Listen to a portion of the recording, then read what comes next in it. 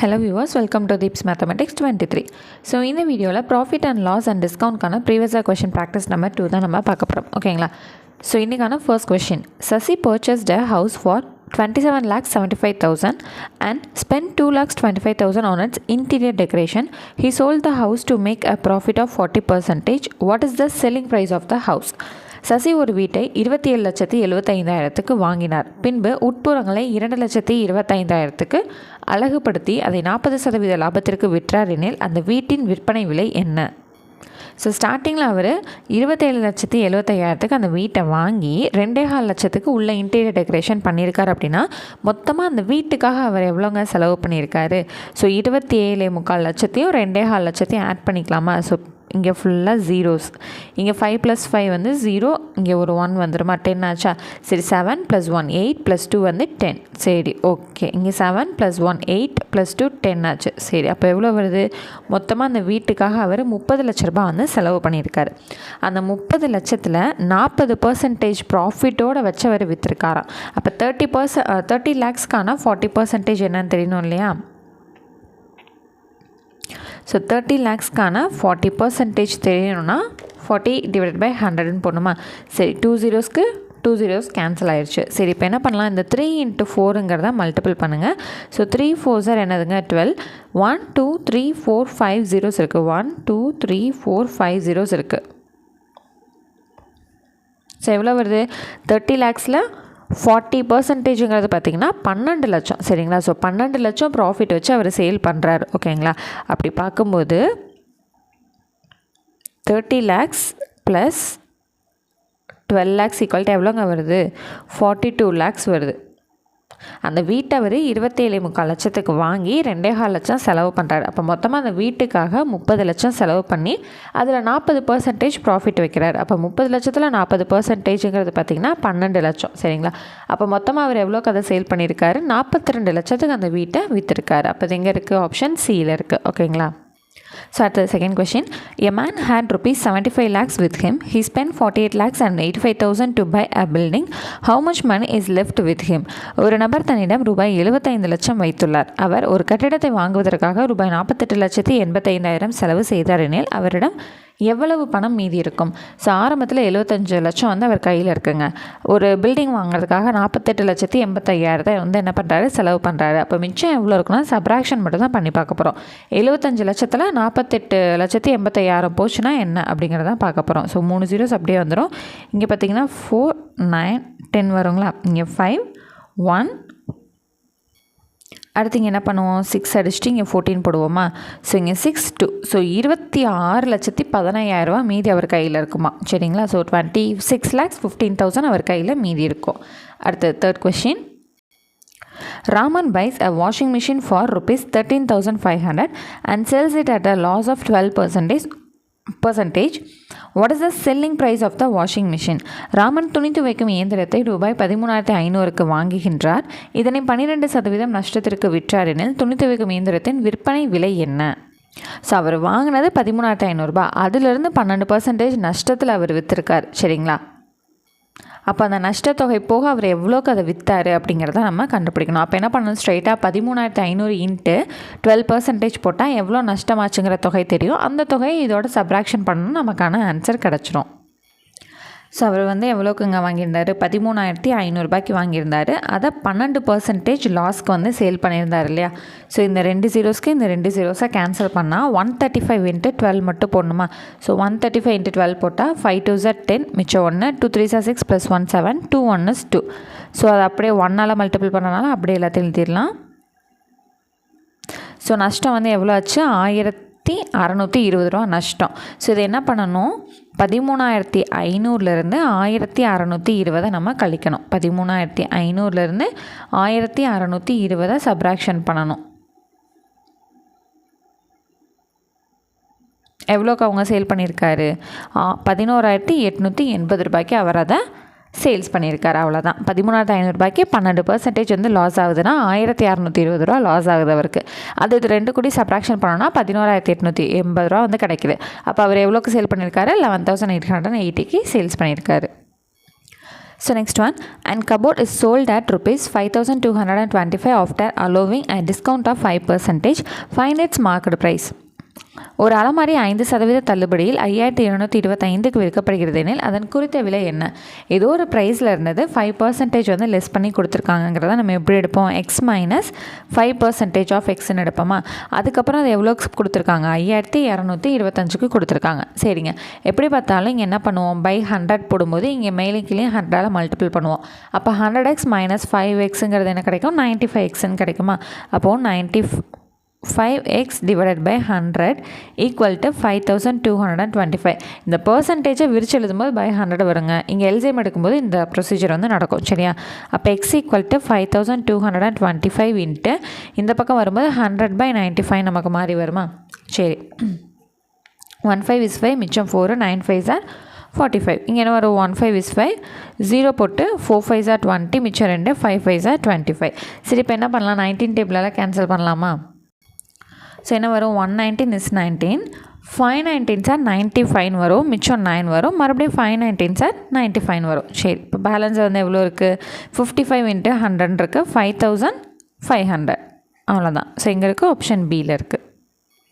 So அடுத்தது, Sanjay bought a bicycle for ₹5,000. He sold it for ₹600 less after 2 years. Find the loss percentage. Sanjay மிதிவண்டியை ₹5000க்கு வாங்கினார். 2 வருடங்களுக்கு பிறகு ₹600 குறைத்து விற்றாரெனில் நஷ்ட சதவீதத்தை காண்க. ஸோ என்ன சொல்லியிருக்காங்க? சஞ்சய்ங்கிறவர் வந்து சைக்கிளை ₹5000 வாங்கியிருக்காரு. 2 வருஷத்துக்கு அப்புறம் ₹600 விலை வந்து குறைச்சிட்டு விற்கிறாரு. அப்போ இது 5000ல் 600 போச்சுன்னா 4400. அவர் சேல்ஸ் பண்ண அமௌண்ட்டு 4400, ஆனால் அவர் வாங்கின அமௌண்ட்டு ₹5000. அவருக்கு எவ்வளோ லாஸ் ஆகிருக்கு? ₹600 லாஸ் ஆகிருக்கு.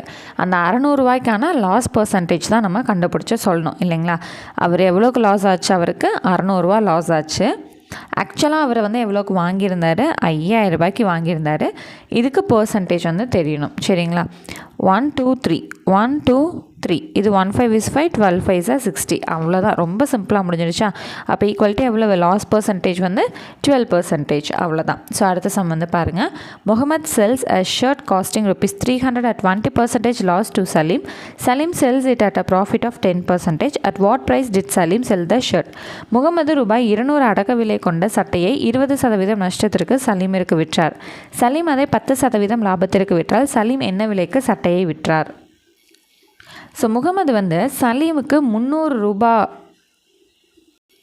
அடக்க விலையை கொண்ட சட்டையை 20% லாஸில் சலீமுக்கு வந்து கொடுத்துட்டாரு. அதை வாங்கின சலீம் வந்து என்ன பண்ணார்? 10% ப்ராஃபிட் வந்து பார்த்துறாரு. அப்போ சலீம் வந்து அந்த சட்டையை எவ்வளோக்கு விற்றுருப்பார் அப்படிங்கிறதான் நம்மளோட கொஷின். சரிங்க, ₹300 அடக்க விலையை கொண்ட சட்டையை 20% நஷ்டத்துக்கு ஃபஸ்ட்டு என்ன பண்ணுறாரு? முகமது வந்து விற்கிறாரு இல்லையா? மொதல் இதோட ப்ரைஸ் என்னங்கிறத கண்டுபிடிச்சிக்கலாம். ஸோ 1020க்கு இங்கே 1020க்கு. சரிங்களா? ஸோ அப்போ இது என்ன வருது? 3 into 2ங்கிறது 6, 60 லாஸு. அப்போ அவர் வந்து சலீம்க்கு எவ்வளோக்கு விற்றுருப்பார்? 300 மைனஸ் ₹60. சலீம் வந்து இந்த சட்டையை ₹240 வாங்கிட்டு போயிருப்பார். சரிங்களா? ஸோ அந்த ₹240 வாங்கிட்டு போன சட்டைக்கு 10% ப்ராஃபிட் வச்சு விற்றுருக்காரா? அப்போ 10/100 1020 அப்போ ₹24 அதிகமாக வச்சு விற்றுருக்காரு. அப்போது 240 + 24ஓட ப்ரைஸ் என்ன வருது? ₹264. 264 எங்கே இருக்குது? ஆப்ஷன் ஏல இருக்குது. அவ்வளோதான். 20% நஷ்டத்தில் வாங்கினதை 10% ப்ராஃபிட் பார்த்துருக்காங்க. அவ்வளோதான். So next question, the cost price of 16 notebooks is equal to the selling price of 12 notebooks. Find the gain percent. 16 note புத்தகங்களின் அடக்க விலை 12 நோட்டு புத்தகங்களின் விற்பனை விலைக்கு சமம். இதன் லாப சதவீதம் காண்க. ஸோ 16 நோட் புக் வந்து ரொம்ப கம்மியான ப்ரைஸில் இப்போ மொத்தமாக ஹோல்சேலில் வாங்கினதோட ரேட் வந்து அவங்க சேல் பண்ணுவாங்க இல்லைங்களா தனியாக, அது 12 நோட் புக்கில் அவங்களுக்கு கிடச்சிருதான். அப்போ கெயின் பர்சன்டேஜ் எவ்வளோன்னு கேட்டிருக்காங்க. ஸோ என்ன பண்ணணும்? 16 நோட் புக்கோட விலை 12 நோட் புக்லேயே கிடச்சிதுன்னா எக்ஸ்ட்ரா 4 நோட் புக்கோட ப்ரைஸ் வந்து இவங்களுக்கு ப்ராஃபிட் இல்லையா? சரி, அப்போது ப்ராஃபிட் வந்து மேலே வச்சுக்கணும்.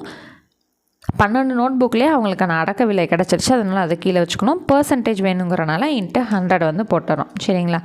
சரி, இது என்ன பண்ணலாம்? 3 4s are 12, 1 4 is 4. மிச்சம் என்ன இருக்குது நமக்கு? 100/3ங்கிறது இருக்கா? சரி, 100 உள்ளே வச்சுக்குவோம், 3 வெளியே வச்சுக்குவோம். 33 × 3ங்கிறது 99, மிச்சம் 1 இருக்குது. அவ்வளோதான். ஸோ என்ன வந்துடும், கோஷன் சைடில் வந்துடும், ரிமைண்டர் மேலே வந்துடும், இந்த டிவைடர் கீழே வந்துடும். சரிங்களா, பர்சன்டேஜ் அவ்வளோதான். 33 × 1/3%. ஸோ அடுத்தது, the cost price of 21 pence is equal to the selling price of 20 pence. The loss or gain percentage is 21 பேனாக்களின் அடக்க விலை 20 பேனாக்களின் விற்ற விலைக்கு சமம் எனில் லாபம் அல்லது நஷ்டம் சதவீதம் காண்க. சரிங்க, 21 பேனாவோட 20 பேனாலே கிடச்சிதுன்னா அந்த ஒரு பேனா வந்து அவங்களுக்கு ப்ராஃபிட் தான். அப்போ என்னது, 21 - 20ங்கிறது ஒரு பேனா வந்து என்ன ஆகிடுது, ப்ராஃபிட் ஆகிடுது. அப்போ என்ன பண்ணுவோம், 1 / 20 × 100. ஸோ நமக்கு எதுலேயே நம்மளோட அடக்க விலை கிடைக்குதோ அதை தானே நம்ம வந்து டிவிஷனில் எடுத்துக்கோம். ஸோ இது நம்ம இன்வெஸ்ட் பண்ண அமௌண்ட்டை கொடுத்துருது. அப்போ 20 வந்து என்ன பண்ணுறோம், கீழே வச்சுக்கிறோம். ஸோ 10 10 12 5 2 10.